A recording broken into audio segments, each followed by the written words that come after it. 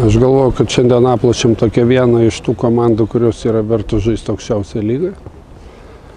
Tai aš ir pernai sakiau, ir šiemet, kad tai tikrai gera komanda, kuri žaidžia gerą futbolą, kuri žaidžia tikrą futbolą, žaidinėja kamuolį, turi tikrai gerų žaidėjų, susistiprinę šiemet ir Žukauskų, ir Vainoro, tie žaidėjai, kurie žaidė aukščiausią lygoje pernai.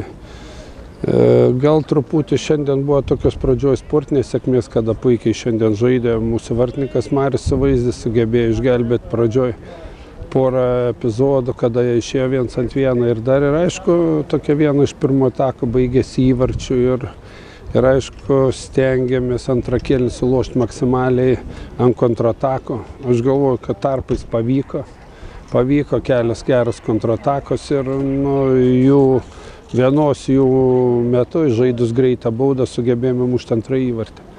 Taip kad futbolas toks ir tuom ir įdomus, kad tikrai šiandien buvo bekompromisinė kova su eilė traumų žaidėjų ir galvoju, kad tos rungtynės parodė, kad galima kautis su pačiom geriausiam komandom.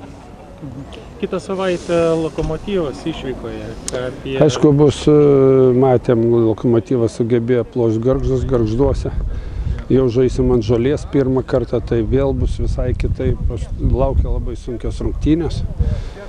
Žaidžia eilę Panevėžiečių, dvigubas toksai stimulas jiem, taip kad bandysim. Reikia imti taškus ir Radviliškio.